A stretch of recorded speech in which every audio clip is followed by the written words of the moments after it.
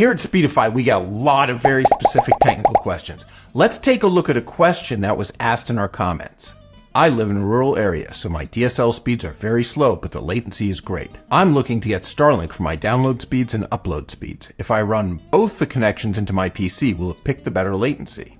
Thanks for asking. To get a better understanding of how Speedify handles latency, let's take a first look at what latency is and how it really works. Latency is measured in time, normally milliseconds. This is the amount of time for a small packet of data to go round trip from your computer to the internet and back. So you really want this to be low, especially if you're doing stuff like gaming, video calls where it's interactive, where you're talking back and forth with the other people. The lower the better. I mean, there's only so low it can get because, the speed of light. If you're talking to someone on the other side of the world, well then, it takes a certain fraction of a second to travel all that distance, and you can't beat that. That said, most of the latency most people see most of the time are delays from, slow computers in the middle, slow routers with too much memory getting into buffer bloat. So you're really, though, trying to find a way to get your packet there just as fast as you can.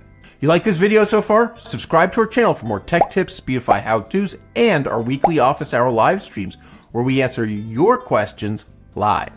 Okay. Now that we know a little more about what latency is, it's a little easier to answer the question. When it comes to latency in Speedify, Speedify is really smart. It tries really hard to get you the best latency, but it's also trying really hard to get you the best bandwidth. You want the highest speed, fast uploads and downloads, and sometimes it has to make trade-offs between the two. So the user who's asked the question here has DSL. It's a really slow internet connection, except that if you send small packets, they've got low latency, they get through fast. But if you send too many, it slows down right away.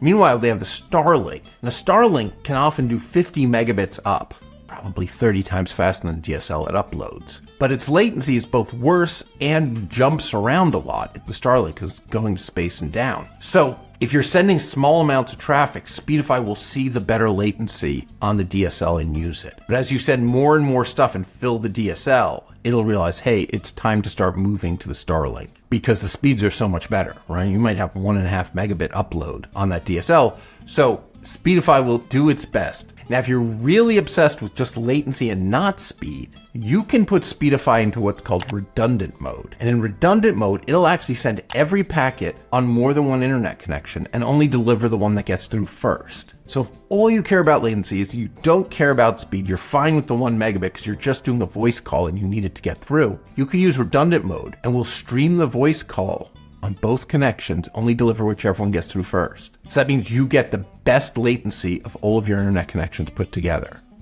So let's take a look here in the Speedify app. If you want to monitor your latency on each connection, up here above the graphs, you can just click on latency and it'll take you to a graph that shows you in real time each of your internet connections, right? The color of the graph lines line up with the adapter rows, and it shows you the latency for each connection. So I can see that, my cellular, and in fact, my Wi-Fi both seem to be having some not great latency. But meanwhile, my Ethernet has a nice low latency. And if you look at the graph, of course, that's what Speedify is using. It is mostly sending everything over the Ethernet, which has the lowest latency.